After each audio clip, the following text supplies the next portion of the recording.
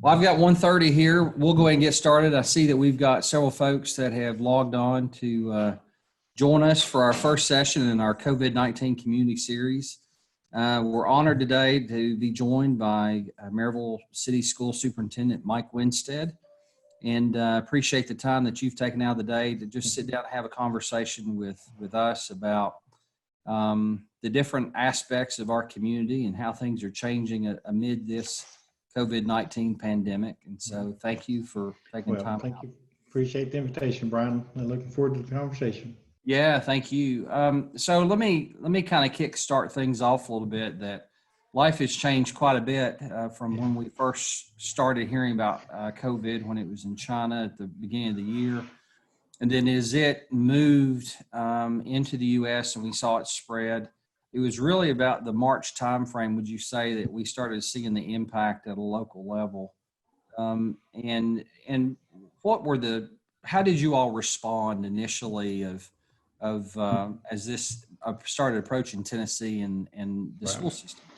Yeah, we left for spring break on Wednesday. I guess our last day was Wednesday, March 11th, and for a week and a half of spring break. And basically during that week and a half, NBA season, NHL, and Major League Baseball spring training, and ultimately society kind of just shut down in that week and a half. So we had to quickly come together and figure out how we could, best meet the needs of kids moving forward.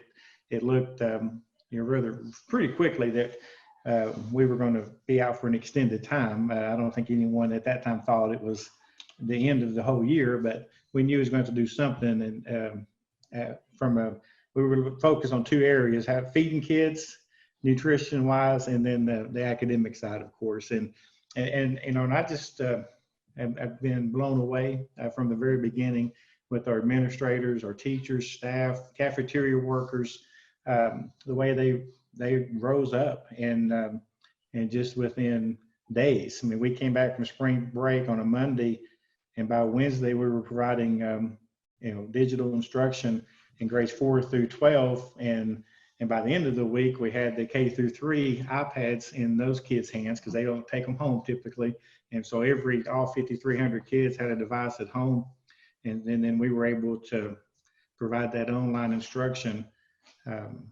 for the last 6 weeks, really, and it's been something to see. I mean, I never wanted that to happen, and certainly wish it had not occurred. But I think Maryville's a special place, and our staff and our teachers were incredible. We've served 80,000 meals Wow. in our cafeteria program over these last 6 or 8 weeks. This was certainly a heavy burden that we asked parents to carry as an academic support person, a teacher, if you will, with their kids at home. But our parents just stepped up, and as they do, we have incredible parents, and then our kids, just getting in that routine of having something normal in their life. I think our school became their normal, and a lot of folks just took advantage of 2 or 3 hours of online instruction each day. And so we were able to move forward and do some amazing things and really try to keep having school. That was our goal, is to have school and keep meeting the needs of kids academically. We're in a different situation. We know that from most of the state, and we're geographically a small area that has a great amount of internet access already out in our community. Over 90% of our families have high-speed internet available in their house. We supplement the rest with hotspots. So we ordered 250 additional hotspots in the beginning of all this, and on top of the 200 or 300 that we already have. So we were able to say that every kid in our system had internet access and had a device that we were providing.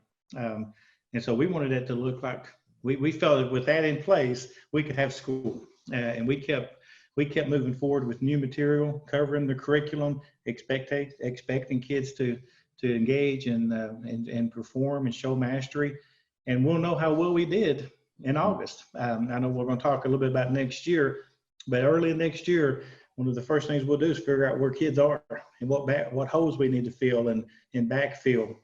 And my expectation is it's not going to be as significant as some may think for us. I think we're going to be really close in most of our core subjects. We're going to be really close to where we would have been had we been in school. We can't replicate a whole 6.5, 7-hour school day digitally, right. But we can hit those essential things, standards, and concepts that kids needed in order to be successful in the next school year. And that's what we focused on. Our teachers just did an incredible job. And when we kicked off iReach in 2014, we knew it was the right thing, and it was the right thing for Maryville and the next thing we needed to do. I don't think any of us thought that we were preparing for a pandemic, but in a way, iReach has been a 5-year preparation for this moment. And when we came out of spring break, we already were very digital, and most of our teachers are great at having both the technology and the more traditional learning activities and approaches. And so we went 100% digital and just did an incredible thing. I'm just very proud to lead this district and just see how everybody stepped up, came together, and we learned how to do some things differently that we'll never go back to the way we were doing it. I think about homebound instruction. When we have a student who, for whatever reason, is homebound and they can't, we need to serve them academically in their home. The traditional approach has been to provide a homebound instructor who goes into that student's home 3 hours a week. That's sometimes uncomfortable for the family. Sometimes right. It's not uncomfortable. It's sometimes uncomfortable for our staff member. And oftentimes we're sending teachers in to cover chemistry and Spanish and content that maybe they're not the specialist in that area. And we can do this and provide that expertise digitally, virtually, right into that home with that device. I think that changes a lot of things that we just need to do that forever. And so it has been a great coming together and lifting. We don't want to start next year that way. All the good that has happened and the things that I've seen that I'm very proud of. It's one thing to end the year online, virtually. It's another thing to start the year that way. I mean, our teachers and our kids had 7 months to develop a very close relationship. We knew the kids knew the teachers. That's not the case in August, day one. And so I think that changes our whole mindset as we think about next year. And I do want to say just a couple of things in this same vein. Our seniors, when I said we left March 11th to start spring break, none of us knew what was happening, and they certainly didn't know. 380 seniors that we have, and all the seniors in the county and across the state, none of them knew that that's the last time they'd walk the halls of their school as a student. And our folks who, played spring sports, our basketball team was in the state tournament, boys team, and all that's just gone. Baseball, softball. Our baseball team was in Florida starting a tournament. We had to call them back early saying season's basically on hold, and then ultimately canceled. The prom, all the concerts that we have, just those great, the last 9 weeks of your senior year is pretty incredible time. A lot of memories made lifetime memories, and just kind of washed all that out. We're hanging on to graduation. We've got that scheduled for next Friday, and we're looking forward to celebrating those graduates on our football field and a face-to-face traditional ceremony with a lot of safety safeguards put in place. But it's an incredible senior class. Has been. We followed them all the way through their 13 years, academically, athletically, performing arts. It's one that we want to praise and lift up and celebrate. And of course, my heart goes out to them and their families for this tough loss here at the end of their school with us. We're a government entity, so we're, as much as our world has been rocked and disrupted, I know most of the folks that will watch this or watch it now, may watch it later, they're not school people. They're out in the real world, and the disruption to our businesses and our small business owners is incredible, obviously. And like I said, we're, as a government entity, somewhat immune from the financial strains and all that. And I just want to say, to all of those folks out there, how much we care for you, and just our hearts are with you, and our thoughts. that we can get through this and be stronger on the back end of it. I appreciate the Blount Partnership and what y'all have done, and just communicating and keeping everybody up to date. But I know my world is very different from the restaurant owners and all the small business owners, guys. That there are families, there are parents that are sending their kids to us, and this has been, I don't know, just like I say, our world has been rocked. Yeah, this has been challenging times for everybody, and we appreciate the foresight that the school board and the administration have had taking care of our kids. A question I've got for you is, as parents that have got kids returning to school, talk to us a little bit about the process that you go over with your team, maybe the elected officials, the CDC, the state, of how you all prepare to make these decisions for this school year, but then maybe upcoming. Talk to us about that process of how you're assuring that the kids that are returning to the school system are taken care of, and just that whole process of how you all evaluate. Right. Well, and we've as we've been wrapping up this year, a lot of our focus has been on next year, and we're certainly seeing a lot of guidance being put out by health experts, CDC, government officials. Everybody's kind of saying what it should be. I would start by saying, when I think about what 2020, 2021 will look like, my first thing is I hope it's a local decision. I think it needs to be. I really, when I think about everything related to COVID-19 and the response beyond just school, we've this one-size-fits-all approach, I don't think works in many things, and it certainly doesn't work in this area. And when the situation in Maryville, Blount County is very different than it is in Davidson County, and very different, obviously, than it is in New York City. So I hope, and I think the folks, the government officials, recognize that. I think we're starting to see them treat areas different in a lot of ways and letting us open back up. But each community has different values and different needs, and we have the people at that level know best. The school board, government officials, our administrators and teachers, and our parents. We can decide how best to serve our kids next year. We're seeing some return to normalcy. Our child care program started back up this week on Monday. We have about 130 kids coming each day as we start our summer adventure club program. It's been shut down since spring break. Our sports teams all started their summer workouts this week. So I love seeing 88. We had 88 football players on the field in groups of 9 with a coach. So small groups. So we're doing things like that. We're checking temperatures, but we've got to take those steps and see success in each of those steps along the way to provide confidence that when July 30th comes, we want kids in front of teachers. Right. And we're planning with that in mind. All of our planning is with the idea that kids will be in front of teachers on the first day of school. We need to be open. I mean, we need to be open for the kids' sakes, and we need to be open for the economy, the society. I love this quote I was reading from another superintendent. He said, "Society needs schools to operate, and that core function will force our hand into accepting a certain degree of risk in resuming school in some fashion." And I think that's what we have to do. There's no perfect answer. There's no way I can just say, I guarantee, parents want to say, or can you guarantee that my kid will be safe?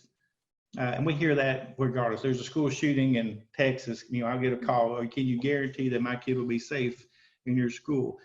Well, guarantee is a hard thing to reach. You strive for it. You take every precaution you can, but can I guarantee? And no, I mean, we never can, but we can do all the things. We do reasonable, appropriate accommodations and take those necessary steps. But at some point, we're just going to say to parents, we've done these things to provide this environment. If you're comfortable with that, then we invite you to send your kid to us on July 30th, and we'll take care of them in a very somewhat traditional looking face-to-face environment. If you're not comfortable with that, then we'll meet your child's needs digitally, virtually, if you allow us, if you'll stay enrolled and we can serve them that way. So I think we're planning with the intent that we'll have a hybrid approach come July 30th. That will hopefully, I'm very confident that a large majority of our kids will be, and families will be satisfied with the plans we're making and the steps we're taking. We're going to follow as many of the CDC and health official recommendations as possible. We'll do the basic things, temperature checks every day. We're going to have hand washing, hand sanitizing stations. I think we're adding like 150 more hand sanitizing stations, because it is, when I look around, for the most part, our sanitizing stations now, you have to go to the bathroom or in the cafeteria to wash your hands. We're going to have them everywhere. You walk down the hall, there's a wash your hands. Obviously cleaning and disinfecting, training our staff and our kids. We can reduce interactions some by increased spacing or small groups, limiting the mixing of groups so that you're with the same group every day. But this idea that we can provide social distancing in a school environment, and folks who are trying to strive for that are doing things like having half the kindergarten class come each day, 10 a day, or 10 come in the morning and the other 10 in the afternoon. And those are not in our plans.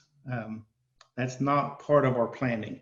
We can't do that. We can't meet the needs of kids and provide them the way we need to, academically and socially, emotionally, nutritionally, all those things, and have staggered attendance where kids come every other day, or have an AM PM schedule, things that are being talked about. We can't social distance on a bus. It's not efficient, it's not economical, and I don't think it's necessary. We will do those reasonable things, follow as many recommendations as possible. And we're just going to be transparent and tell folks, these are the things we can do and we are doing.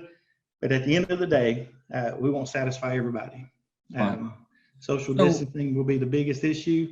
And I think that's the same as the debate raging across the country, is how open and how closed should we be. But we're going to make reasonable steps. In the end, each family will have to make the best decision for their family. Yeah.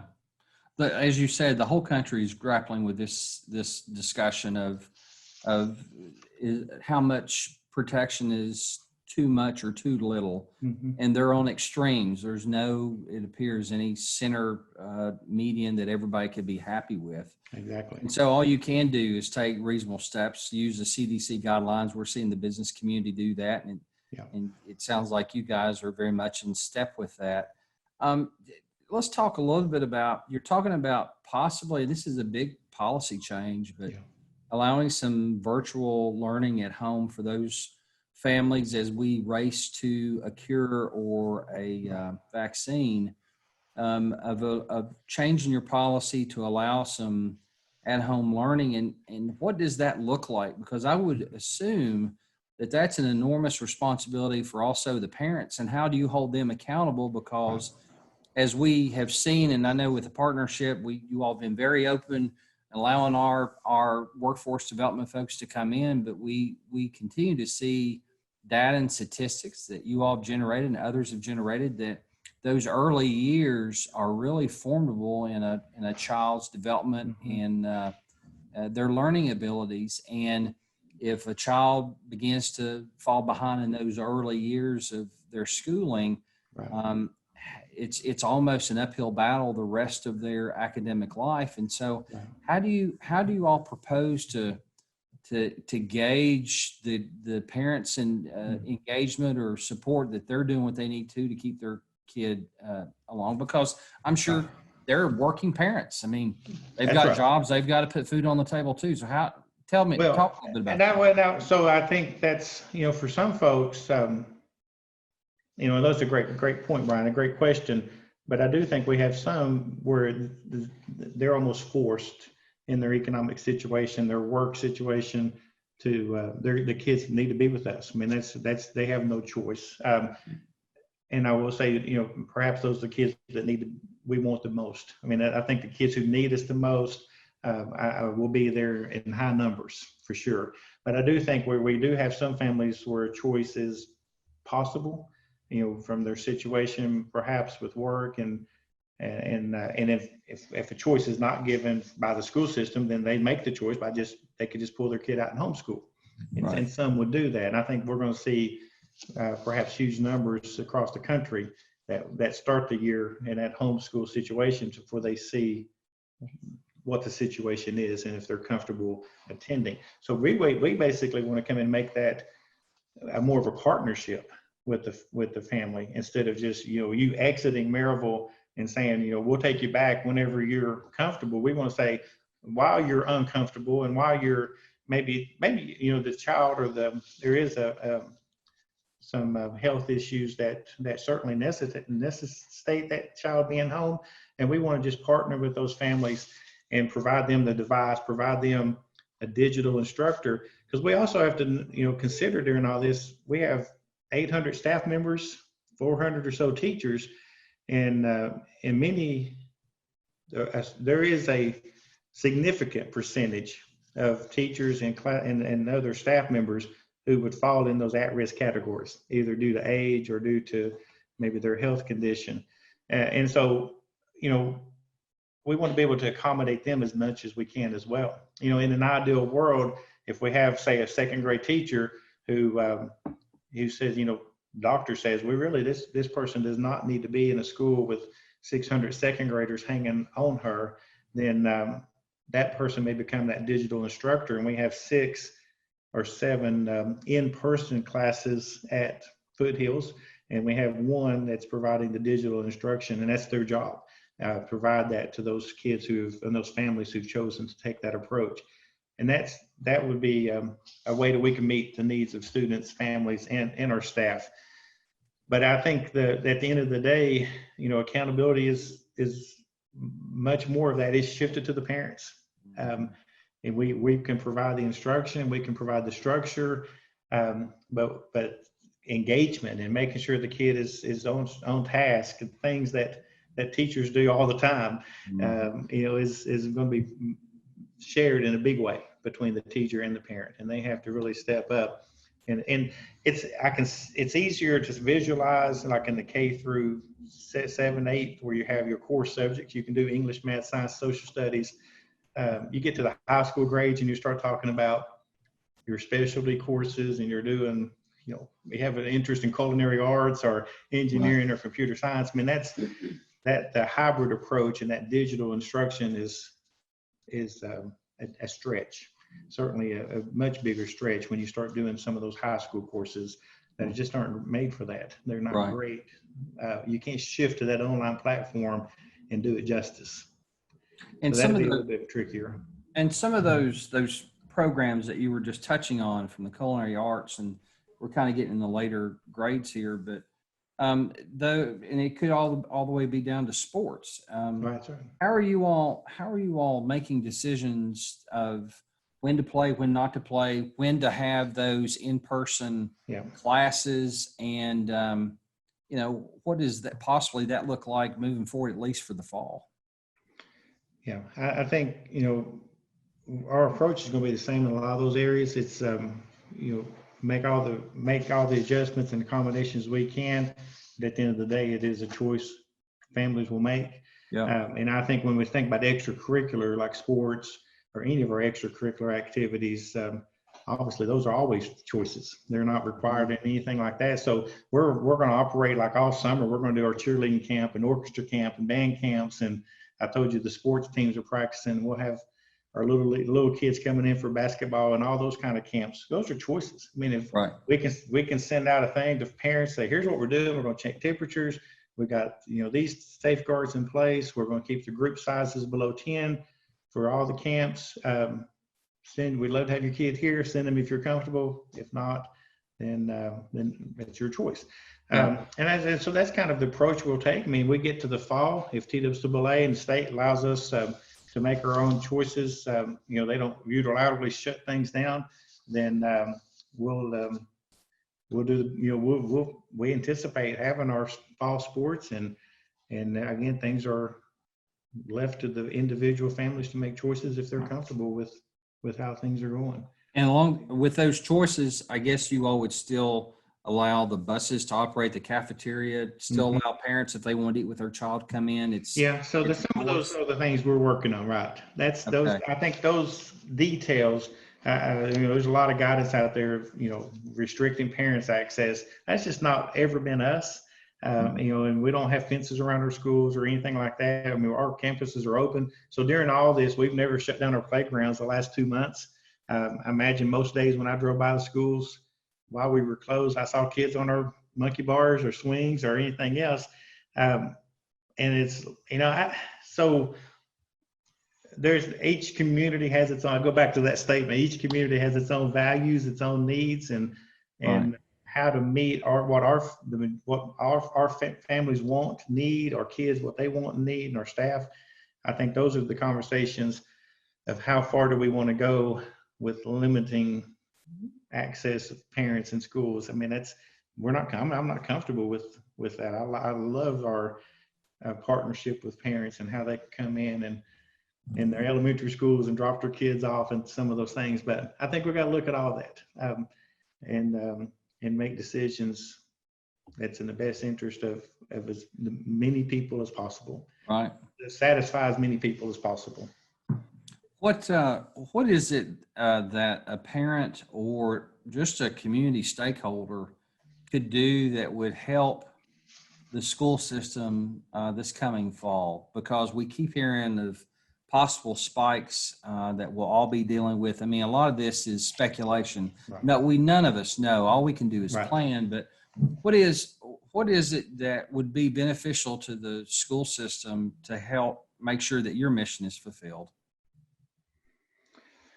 Well, I think more, you're right. I mean, we know a lot can happen. We've seen how things evolved over the last 2 months, and things will continue evolving very quickly from now until we start school.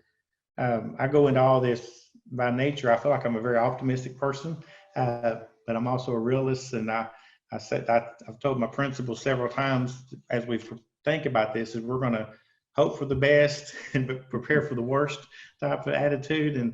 So we know there's a lot that can happen, and the idea of a spike and being shut down, we could see us going strong for 6 weeks and then being told, based on the data we're seeing or the hospital numbers, we need to close down for 2 or 3 weeks, and we need to be prepared, to flip on a dime, continue meeting the kids' needs at home, and then when we can restart, just see it through and be as seamless as possible. So this is going to take a ton, more than anything else. We got to have just understanding and flexibility and partner. We know that we're all in this together. I mean, I think that's more than anything else.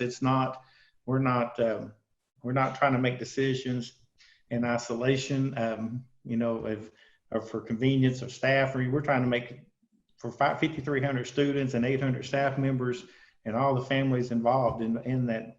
How can we best meet the needs, all the needs, academic, mental, and social, emotional, all the needs that we try to fulfill? How can we do that in this environment the best we can? And I think it's very fluid. I do anticipate we'll have kids and families who are not face to face with us July 30th that may be with us by, hopefully, things are going well and we're moving forward. Then they decide by end of September, Labor Day, they want to send them to school. So we got to be able to be very, very flexible and fluid and just meet the needs, and things are going to be back and forth I think all through the year until we do see as you said, a vaccine or the treatment that allows us a little bit to breathe a little bit easier with all this.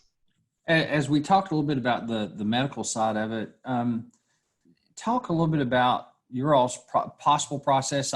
We don't expect you to have everything figured out right now, right. But some of the thoughts you've got, say a child shows up at the school and they're running a temperature. Now, who knows what that could be? That could be a general flu, could be a cold. Who knows what it could be, but how are you all prepared what do you do with a child that gets addressed at that point? Because I'm sure there's a lot of parents out there would have the question of how will you all respond? And we've have had policy and practices in place of, if kids show a temperature, we call home, but we've never been as non-negotiable as we will have to be with this moving forward. If they're over that, CDC recommended 100.4 using those infrared thermometers, we're going to check them in the morning. And we know some kids can get Tylenol and not have a temperature in the morning, but by 10 or 11 they do. So we're checking them again. So what we're doing in Adventure Club right now, we're multiple checks during the day. And so we can check them a couple of times. But as soon as they register a temperature, they'll be isolated until mom or dad can come get them. Okay. We have to keep them isolated. I think that piece, that type of thing is something we're ready. We're prepared to do that. And we have the equipment and all the things we need to do that. I think where our conversation is, it's kind of like what we hear with NBA and NHL, some of them trying to restart is, what do you do if there's a positive test? So what do you do if there's a confirmed case? And we're hearing that ask of those organizations. And I know that's what we hear a lot as well. I've started the conversations with the health department and Blount Memorial about schools' ability to test. Right. If we have a kindergartner that's positive and we want to test the other 19 kids in that class and the teacher and the TA, and being able to do that, I think that's what we have to do. I mean, Right. Otherwise, we got to be able to deal with that immediate and have an immediate answer so we know how to proceed. So all those things, we're working on the details of that. Right. Like I said, 2 months is a long time. We see new tests, new methods, and quicker ways of doing things. Of course, we have a nurse in every school. There's some expertise there that could help us take the samples. We just have to work out the details of how we're going to do the testing. I don't foresee us doing random testing of kids or anything like that, but I think testing that is responsive, it would be what we're more thinking about. Is if we have a suspected case or a confirmed case, then how can we be responsive? But also we know that in the school world, we've got family rights and privacy rights and what can we can offer but not require. So where are we in all that? There's some legal things as well that we're in the middle of with the state on what we can require and what we can't do. Yeah. Yeah, I'll say this first, that anybody that's logged on now, if you would like to type a question into the question and answer chat box there, we're more than happy to ask that question to Dr. Winstead as we're conducting the interview, but please feel free to do that anytime. But, along those lines, we saw the governor come out with recommendations. He never came out with a hard line of you have to do this or you have to do that, except in just a few businesses that were really under the purview of the health department, whether that was folks in health or barbers, hairdressers, that sort of thing. But he came out with strong recommendations on here are things you could do to give your consumer confidence of returning to your place of business. We're no different. We develop policies here. When you're in our facilities, you are relegated to certain areas you can go, and certain areas of the building you can't. If you can't keep that social distancing, you must wear a mask, those sorts of things. So with the school systems and the staff kind of conduct the same type of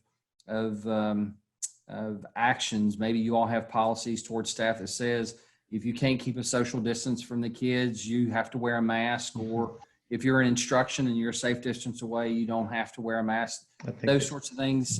Talk a little bit about that. That's exactly the kind of line of thinking where our thinking has been as well. The CDC recommends that all kids and other organizations, all kids face the same direction. I mean, just that simple statement that all kids face the same direction. Now, when I was in school, Bryan, you may have been as well, most of the time when I was in school, I was in a straight row. I was facing the same direction. We were all facing the teacher. If you go in our schools now, you're going to see that is less frequent than kids in our tables in a group where 4 desks are pushed together, or other kids are surrounding in a little small group. So the idea of telling my teachers, put all the kids back in rows, it's like that'd just be huge. I mean, the idea that those kids are all lined up like they used to be.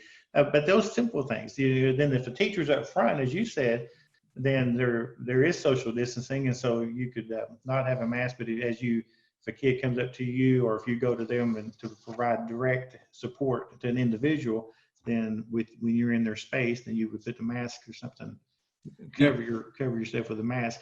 I think that's reasonable. That's another reasonable approach that I think we would support. Is going to be, you know, the idea of kids wearing masks. I mean, that's you have a 5-year-old. I don't, but I don't know if a 5-year-old is going to wear a mask for 7 hours. That's a little trickier. I think a lot of our older kids, certainly as they're in their commons areas, as they're transitioning between classes, things like that. That's I think some would want to do that anyway, but maybe something that we expect them to do is to have a mask as they're traveling between classes in the high school, junior high. Yeah, you gave me too much credit there that I was facing one direction. I'm glad my teachers aren't online, because they would have said, no, he was constantly talking to people and messing around. If my son's anything like me, he'll probably be a handful too. So I got you. But you know, that's a challenge in itself there too. I mean, it's just, I think parents are going to have to remember that these are kids, and you all can create the best safe environment you can. But at the end of the day, the choice is going to reside with the parents of, you know, do they feel the experience and the risk is worth the reward? And you all, it sounds like, are taking thoughtful steps to do that. But there are no absolutes in life. But I'm not aware of any state or community or school board, if you will, that has guaranteed anything except they'll take reasonable steps, and that's all we can do. So we applaud what you're doing there and trying to make it a safe environment for the parents and the teachers and the kids especially. So I'm looking here. I'm not, if there's no questions for Dr. Winstead, we're kind of coming up on the conclusion of our interview. This has been a real pleasure. I know that we're very fortunate to have the school board that we have. They've all folks that have had kids come through at some level, or that have been engaged very intimately with you all as you've tried to make sure our kids are on task and creating one of the best school systems in our state. Which I can tell you as a sidebar, that pays dividends for what we do over here of recruiting business, that the better schools that we have and the results of a trained workforce, the easier it is to bring companies here. So we appreciate what you and the school board have been doing for our community. Thank you for that. Yeah. We appreciate that partnership. I know, and I should be remiss if I didn't say, you know, as we plan throughout the summer, really all of our focus over the next 4 weeks is about this reopening plan.